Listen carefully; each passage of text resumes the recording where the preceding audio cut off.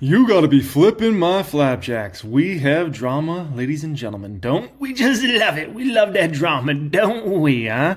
Market down about 700 points in the Dow here today. S&P 500 down over 2%. NASDAQ down close to 600 points here today. Oh boy, it's Sell America is back. Okay, I haven't heard Sell America since the first half of last year, but the Sell America trade is back. Danish pensions to fund to sell $100 million in treasuries, citing poor U.S. government finances.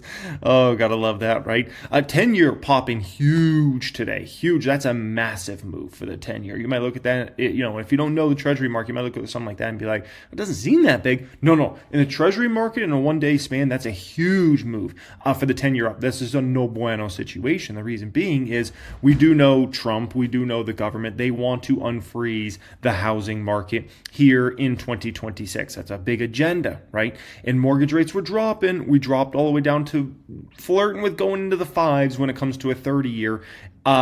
Now with the 10-year going up, this could reverse. A 10-year matters more than anything when it comes to mortgage rates. So just something to kind of keep in mind here. I was looking at Bitcoin here today. It's very interesting. Bitcoin actually down 11.5% the past year. You think about it, it's been actually a really good past year in the markets for stocks. But man, Bitcoin just cannot get any momentum. It's actually really fascinating in regards to that. Meanwhile, you look at something like silver. Silver refuses to go down. It doesn't matter what's going on. Bull market, bear market, this thing just goes up nonstop. Look at the move in the past year, 205%. That's better than any stock I can think of, other than maybe Micron. Micron might have beat silver over the past year, but this is shocking, man. Absolutely shocking, and people are like, is it ever going to go down? People are trying to short it now, and they keep getting obliterated on this. Oh, man, what a situation, right?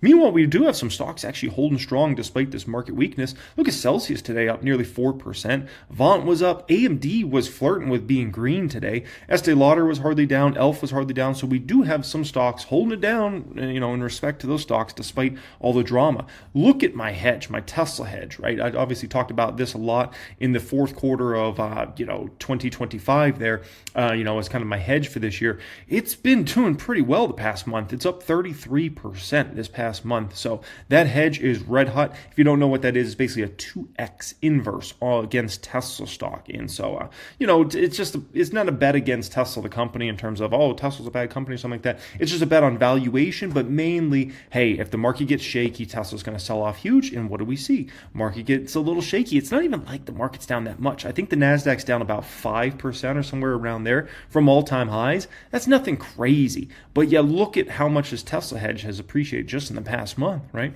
Meanwhile, I was looking at the public account here today. We have 8 stocks in there that I have 2x'd my money on or more that are active positions. Google McDougal, 105%. AMD, 107%. Celsius, 131%. Revolve, 159%. SoFi, 207%. Meta's up 424%. Alpha's up 1,124%. And Palantir's up 2,205%.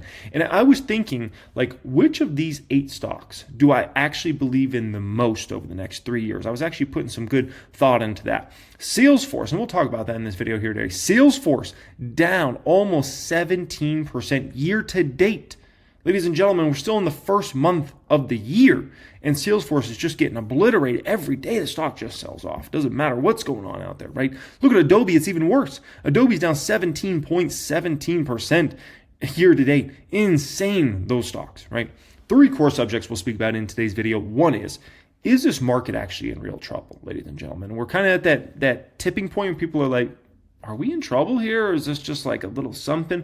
We'll speak about that in this video. I'll give you my perspective and opinion if we're actually in real trouble or this is just a little play around game and we're going right back up. Okay, second subject we'll speak about. The stocks that have the most upside of my stocks that have over 2x, which of those stocks do I believe in the most in the next 3 years? I'm actually going to rank them in order for you guys. Third subject we'll speak about here today is the worst case scenario for Salesforce and Adobe stocks. When do I think those stocks are going to bottom? We're going to speak about that in this video here today because I look at those 2 stocks as an incredible opportunity to buy for the next few months, but they just keep going down right now, right? And so I think it's an important subject to speak about in this one here today. One thing and one thing only I need from you guys, if you could please just smash that little like button. To everybody that's already done it, Thank you so much. I appreciate you in the biggest way. If you haven't done it, just smash that little like button. That's all I need from you, a little thumbs up. Additionally, if you want to be subscribed to the channel, we are well over, 910,000 subscribers here on the main channel. Additionally, pinned comment down there today. If you're looking to apply to join my private stock group, private wealth group, get access to all my course curriculums, private Discord chat, exclusive weekly videos, 1000xstocks.com, see the moves I'm making in my portfolios, get your Steel membership cards, all that fun stuff. That will be the pinned comment down there to take your investing game up to a much higher level. This is a sort of market you want to be ready to rock and roll and know what you're doing, because there's some opportunities out there. If you miss them, no bueno, no bueno. That's all I'll say about that. Okay. Number one. Okay, so is this market in real trouble? All right, listen. Netflix. Netflix is usually the first stock of big tech to report earnings. It can sometimes be a little bit of an omen for, is the market feeling bullish, bearish on these earnings and things like that, right? Well, here they go. First big tech to go after hours. It just came out in the last few hours. And earnings season's here, folks. Very exciting times, right? Earnings season is here. But Netflix stock is going down. It's going down all the way to Chinatown. This is the lowest Netflix stock has been in, I believe, 2 years or something like that. It's been quite a while since Netflix stock has been this low. Now, you might think, okay, Netflix stock has been such a weak stock. It's going down even more. Earnings must have been bad. Listen. Earnings were phenomenal. That was an A-plus income statement from this company.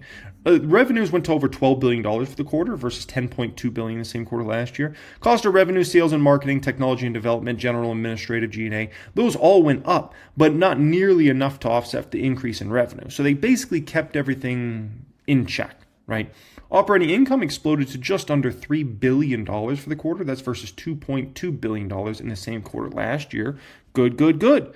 Interest expense did climb to $234 million from $192 in the same quarter last year, so that's not good. The interest expense keeps climbing for the company, and likely means they're taking out more debt, right, and have to pay interest on that.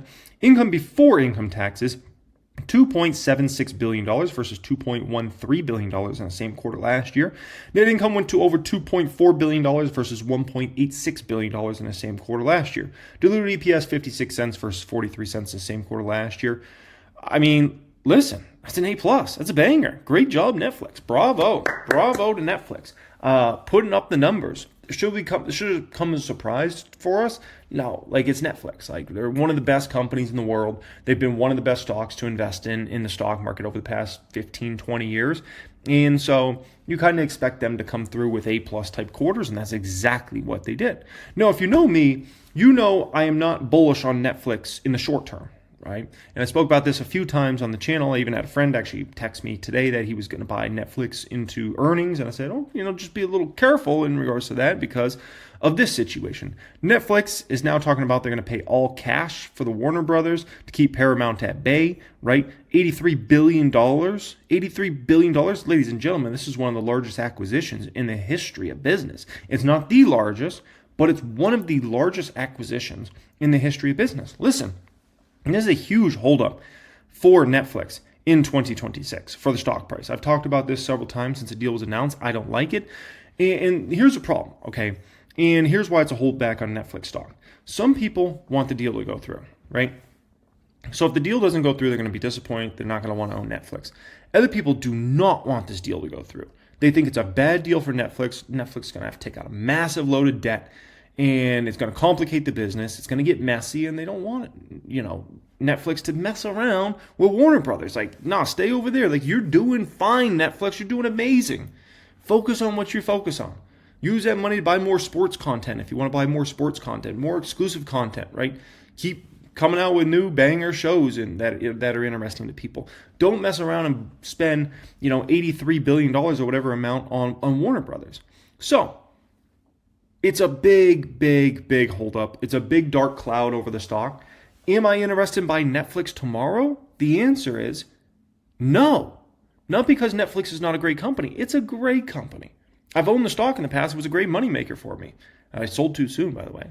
But the moral of the story is here, I don't know what's going to happen with this situation. I wouldn't want, if I'm a Netflix shareholder, I wouldn't want Netflix to spend $83 billion to buy Warner Brothers. Just no, it's not worth it, man. You're doing amazing by yourself. Why you want to go screw it up, add a massive amount of debt, and potentially put yourself in the same situation all these other companies have been in for the longest time, right? All these other studios and different companies, like they've been in a bad spot for years. A lot of it has to do with their major debt loads, right? Why do we want to go do the same thing? Like, that's just craziness, right? So that's just something to kind of keep in mind there. So although I will say it's not a good omen for the stock market here going into earnings season, it's also not like this is a death blow because of this one specific situation in regards to Netflix stock, right? Then we have the Greenland situation going on. And I mean, if you spend any time on the internet, it's kind of impossible to avoid this situation right now. You go on X, it's like so much. I mean, gosh, no one ever talked about Greenland for like the longest time, like ever in human history. And now it's just like Greenland's just in our face constantly right now. It's insane, right? And so people are worried about what's going to happen here. Is the U.S. going to invade? What's going to happen with NATO? What's this mean for Europe and United States relationship? It's a lot of drama in regards to this situation. The moral of the story is this matters more from like a media standpoint and geopolitical standpoint than a stock market standpoint. Is this something that would crash the stock market? No. Is this something that absolutely, it just causes a volatility little time period we have for the stock market? Sure. No doubt, right? It causes volatility, causes uncertainty. People are questioning, what's Trump up to here? What's the U.S. up to? What's NATO up to? What's Europe going to do? What's the response? It just is what it is, but this isn't something that necessarily, at least in my opinion, is going to the stock market's going to go down 30% because of Greenland. Like, no. Okay.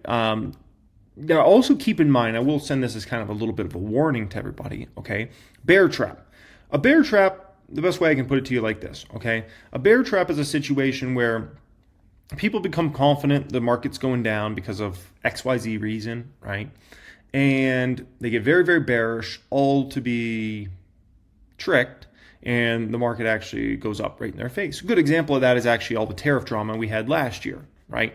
Like, market starts tanking, people get very bearish, they think the market's going to keep going down, and it was a huge bear trap. Even the Rona crash, 2020, huge bear trap. People thought, the market's going to keep going down and blah, blah, blah.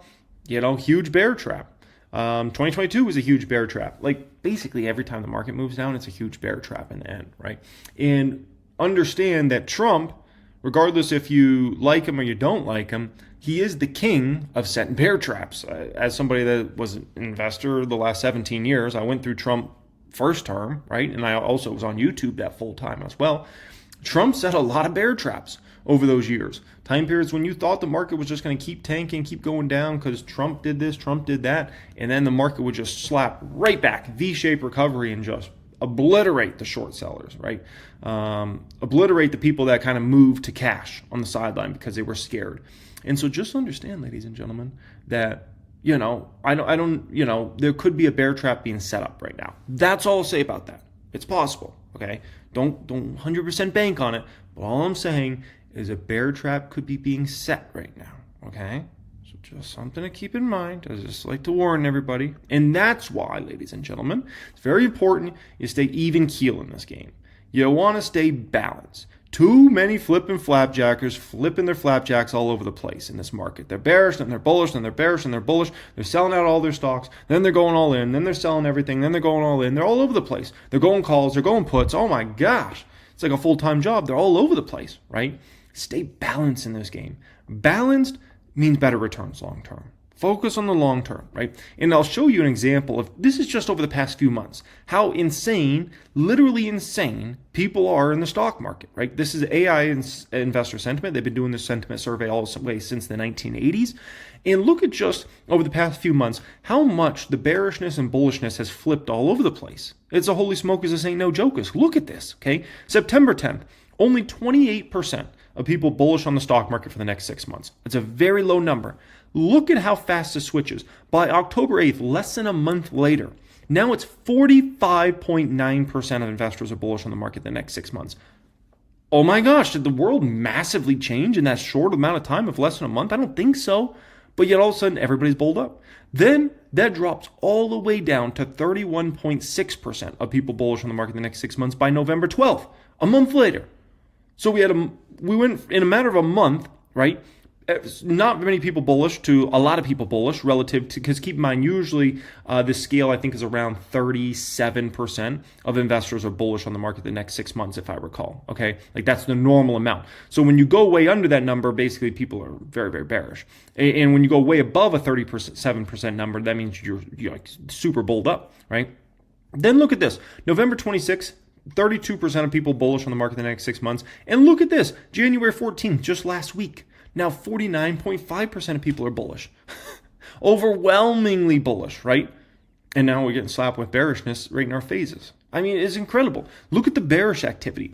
September 10th, 49.5%. Almost half of investors doing the survey bearish on the stock market the next 6 months on September 10th. That flips all the way down to 35.6% by October 8th. Then all of a sudden, everybody's bearish again. November 12th, 49.1% of investors bearish on the market the next 6 months. Then that goes all the way down by December 3rd, just a few weeks later, down to 30.8%. Only 30.8% bearish on the market the next 6 months. It's incredible. It's absolutely incredible. And once again, it pays better to just stay balanced in this game. Let everybody else do all the foolishness of going all in, all out, selling all their calls, selling all their puts, blah, blah, blah. Let them do them. You focus on what you got to focus on here, ladies and gentlemen, okay? Long term, remember this. Long-term stocks are driven by what? Earnings. Earnings. Earnings. Short-term, stocks are driven by everything else. They're driven by what does Trump say and do? They're driven by what is the Federal Reserve saying or doing? They're driven by, did a company beat earnings by enough or did they miss by too much? They're driven by geopolitical concerns. They're driven by this country said this or this country said that. They're driven by black swan events. Short-term stocks are driven by a million other things. But over the long, and it's not like this is new. This is hundreds of years. We can go back in time. It's always been the same thing. Long-term stocks are driven by earnings. Short-term stocks are driven by everything else. Okay? And so always keep that in mind and don't get too, all over the place when you're going through a time period of volatility, right? And there's a video I put out. It's basically almost exactly a year ago now at this point in time. I put it out on Inauguration Day. I said it has 188,000 views. The Trump stock market will be a roller coaster, right? Big Trump in the thumbnail there. And that just is what it is. Like if you went through the first term, it's going to be a roller coaster.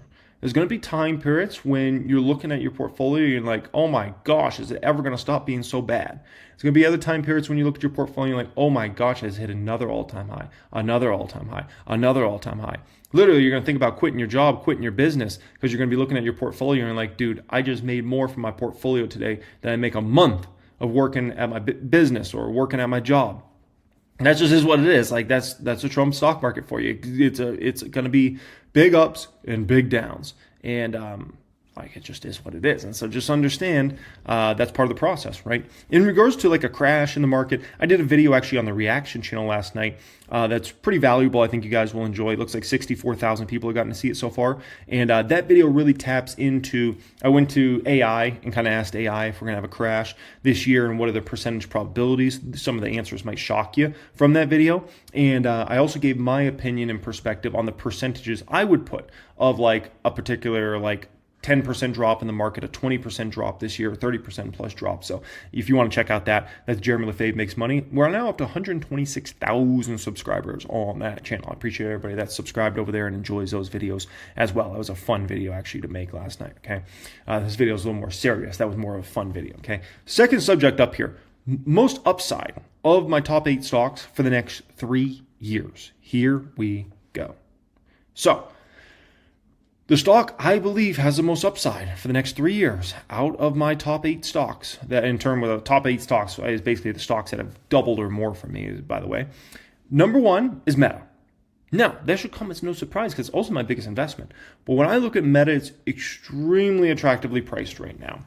When I look at the revenue growth, the earnings per share growth, the margins, it looks phenomenal. And Meta has been a lagger for the past year.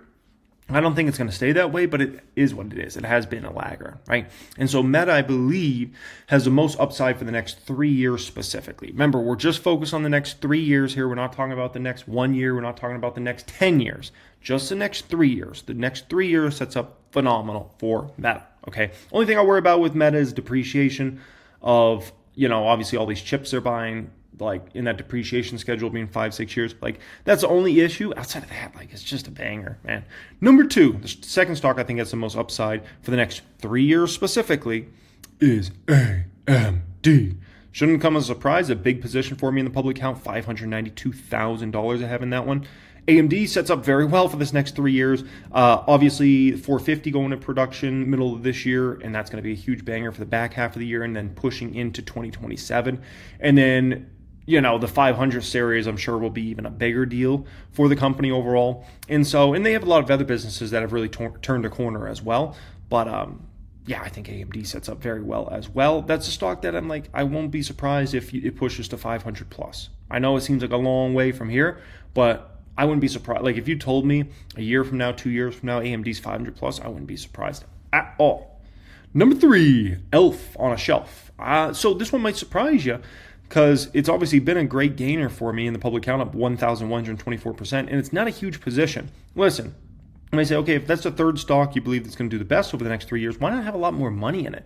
Here's the deal. I own a lot of ELF shares in other portfolios, so I don't really feel like I need to own a ton more ELF in the public account because I have significant positions in other portfolios as well. So just do keep that in mind. But yeah, I think ELF sets up very well. Getting through all the tariff drama, I think there's going to be a lot more clarity around the business model by the end of this year, and I think that's going to bode very well for ELF stock. The number 4 stock is Celsius, CELH, Celsius Holdings. That's a 4 stock I think has the most upside the next 3 years. With the Lonnie deal that's now gone through, oh man, the distribution with Pepsi, the international expansion opportunity over the next 3 years, I think is going to be immense. So I think growth rates are going to be phenomenal for the next 3 years. Obviously, this year is going to be the most insane because of the Lonnie deal. But I think it's going to be great growth rates for the next 3 years. I think the story, if we look out 2 years out, 3 years out, is going to become more than just revenue growth. It's in market share. It's also going to become what are the margins increasing for the company? Is the earnings per share increasing for the company? And then what are they going to do with all the money that's going to start pouring in for the company? Are they going to try to buy another brand, start another brand, or are they going to just focus on buybacks, right? Buy back more shares, which is going to help the earnings per share go up much more, at a much more rapid clip. Like, there's a possibility where Celsius could be like a 15%-ish grower of revenue, on average for the next 5 years or 6 years or whatever. But there's a possibility like earnings per share goes up at 25, 30, or 40% clip over each year because of margin increasing. And then if they buy back a ton of shares, takes a ton of shares off the market. So something to keep in mind there. The 5th stock up here is Google McDougal, actually. I know this one's been a huge mover, but I think Google actually still sets up very well for the next 3 years.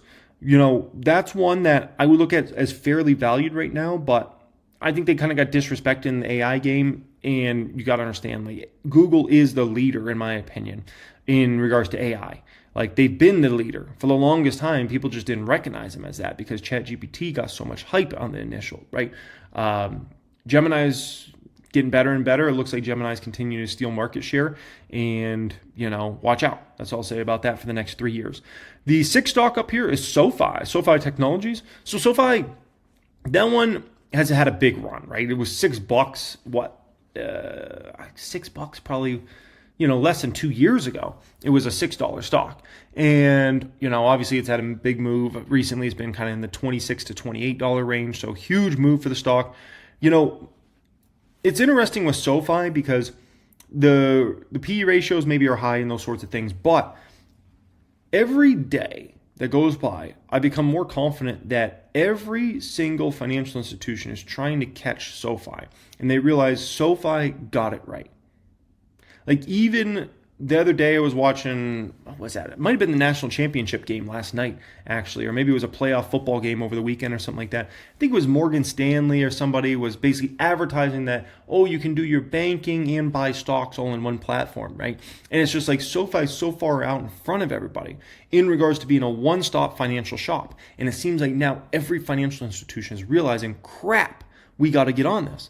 And the issue for all these other guys is they're having to advertise on TV that they are a one-stop shop, right? SoFi doesn't have to do that. People understand SoFi is a one-stop shop.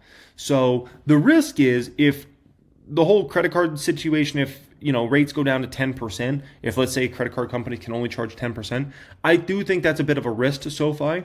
From the standpoint is that they do acquire a lot of customers from a situation where, if somebody's paying 25% interest rate to a credit card company, then SoFi offers them 11% personal loan, so they go use that to pay off the credit card, and they pay SoFi 11% interest rather than pay a credit card company 25%, right? So if T-Man gets that through and that ends, that is a little bit of a risk. So I do want you guys to keep that in mind. But SoFi, it's got some risk over the next 3 years, but man, it has some reward potential. And everybody is chasing SoFi, and it's funny because they're just little guys, but it's so obvious. Like they got it right. Revolve, great CEOs at that particular company. They've done a phenomenal job running the business over the years, despite Rona, despite the inflation, like the stimulus, like they got through all the storms and tariffs, like they got through all these storms and like they emerged on the other side stronger than ever. So, but that one's one that it's like, if it runs, it's going to run huge, though. I will say that about Revolve. And then Palantir, actually, I think, has the least upside of these 8 stocks. Not because the company's going to do bad. The company's going to do amazing in the next 3 years. The growth rate's going to be phenomenal, right? But what it comes down to with Palantir is valuation, right? And so that limits kind of upside potential in regards to Palantir stock, okay? The thing I'll say about the public count is the public count's ready to make a run to 5 million once we're through this drama. Obviously, we're in a little bit of a drama time period right now. How long does this last? Your guess is as good as mine. Maybe it's a week, maybe it's a month, maybe it's all year, right? But the bottom line is, once we get through the drama, once the clouds move out of the way, the public count's ready to make the big run. The big run is to 5 million, right? And this is the story of the public count over the years. It will be stuck or go down for a while, right? It'll be stuck for 3, 6, 12 months, maybe even go down, right? And we get through those clouds, and then it goes on its next big run, right? And that happened in 2022. Public count dropped huge, dropped all the way down to just under $1 million. And coming out of that, we set up for a move from $1 million to $4 million in the portfolio, right?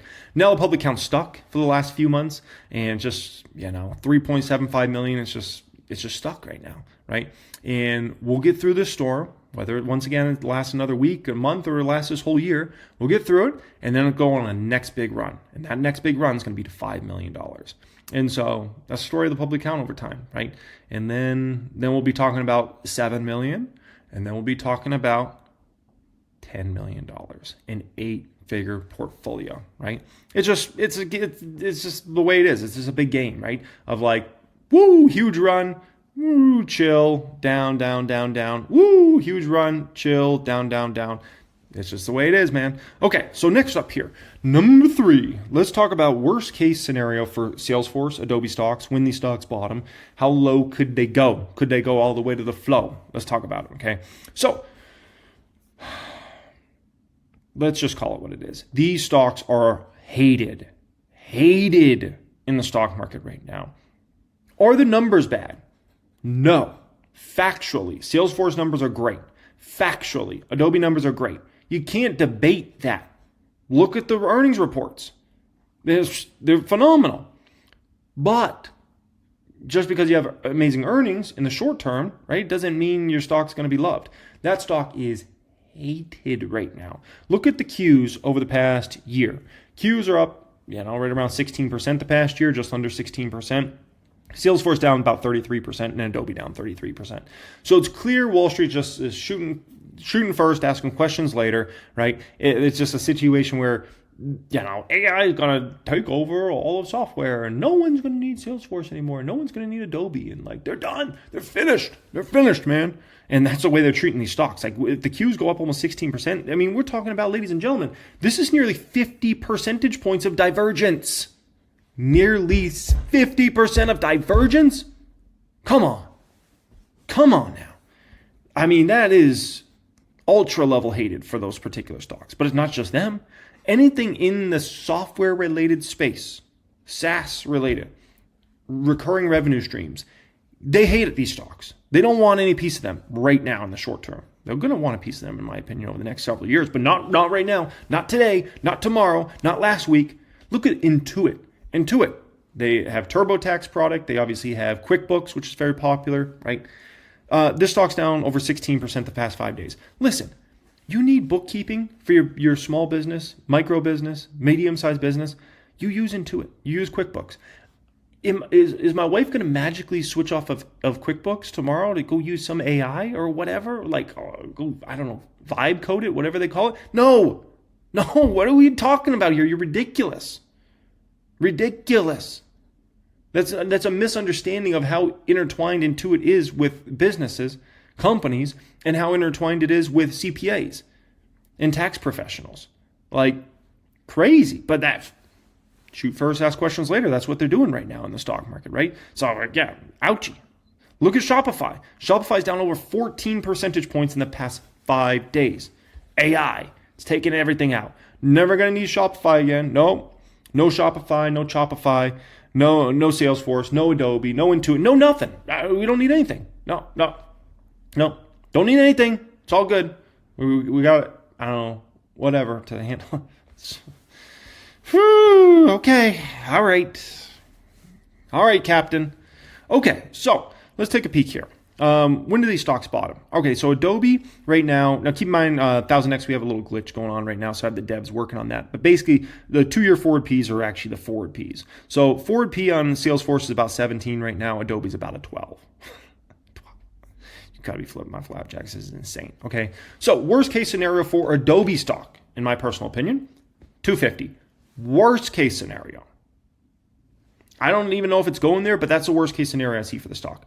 Salesforce, worst case scenario I see for Salesforce, 180. Worst case, okay? That does not mean those stocks are going there. I think those stocks are much closer to bottoming than to not bottom, okay? And so the way I would put it to you like this, okay? I am buying pretty much every single week these stocks right now. And I'm going to do that for the remainder of Q1. Basically, every single week, you'll likely see me buying Salesforce, buying Adobe, buying Salesforce, buying Adobe. And I might continue that into Q2. And why I might continue it in Q2 is there's a possibility these stocks bottom in Q1. There's a very realistic possibility. They bottom in Q1, right? I'll keep buying in Q2 because it's not like they're going to magically skyrocket so much that the pricing is not going to be attractive anymore. No, they're still going to be a great deal.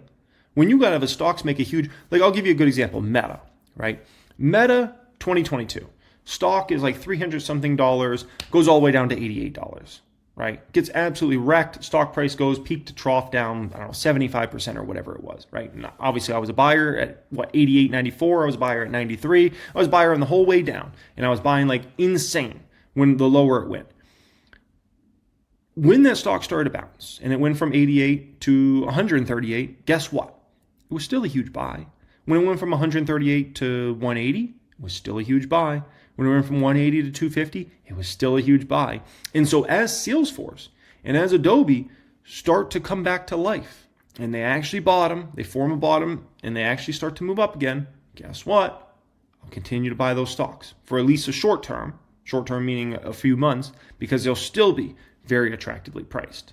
It's not like those stocks are going to magically all of a sudden go up and double the next day. Oh, Salesforce doubled. Oh, Adobe doubled. No. It'll be a gradual recovery, and then the move to the upside will get more extreme as time rolls on, and then more people realize, okay, maybe they're not being eliminated. Oh, maybe this AI thing, maybe it's actually a big opportunity for them to grow their businesses. Wall Street is in the thought process right now. Keep in mind, most of Wall Street's they don't even run businesses. They never ran businesses. That's what people don't fundamentally understand Wall Street. Okay, listen. These are people that went to a lot of highly rated universities, okay? And they went on to get not only bachelor's but master's degrees from these fancy universities, and they enter Wall Street, okay? And they start working, maybe as some sort of associate or some intern, whatever, okay? Whatever crap job they can get. And they work their way up and they go through the whole game. Right? These people never ran a business. They've never ran a business. It's not like these are some entrepreneurs that started a great software company and built it and now they're working. No. If anything, Wall Street people leave Wall Street to go start businesses. not vice versa, right? Look at Jeff Bezos. Jeff Bezos was extremely successful on Wall Street. Probably could have been a lot more successful, but he decided to start a company named Amazon in the 90s, right? And obviously became one of the richest people in history. And so understand, these people don't understand business. They don't understand like how businesses actually work. They've never done it. How could you if you never really done it like that? It's difficult. It's very, very difficult. It's like me, it'd be like me trying to judge why a baseball player is good or not when I never played baseball. Well, technically I did in the 5th grade. Oh, soccer. I never played soccer. Okay, I'm going to go start to watch soccer games. And I'm going to go tell you why this soccer player is so good and why this soccer player sucks. I never played soccer. Oh, but I read some books on soccer, and I've been watching soccer on the TV, and I know how it goes. What? These people don't even run businesses. You're going to listen to business advice from them? They never even done it, man. They never done it. So the moral of the story is, I'm gonna keep buying those stocks, okay? And I will pounce on it and put it to you kind of like this. You guys ever seen a bird fly into the ocean or a lake or something, grab a fish out? You got to be fast. You got to, when you see a great opportunity, you got to pounce. You got to take advantage, and that will be that, okay? I appreciate y'all for joining me. As always, thank you so much for being here. If you're looking to take your investing up to a much higher level, you want to join me and like-minded investors inside the private group, that will be the pinned comment down there. You can apply to join us in there. I think you'll very much enjoy it. You'll love those course curriculums. People love it. You'll love the Discord chat. You'll love the exclusive weekly videos from me. You're going to love 1000xstocks.com. Oh, man, we're working on some features right now. Absolute bangers. You're going to love when those Steel membership cards arrive to your house. But it's up to you. Do you love stuff or do you not? All right, guys, much love and have a great day.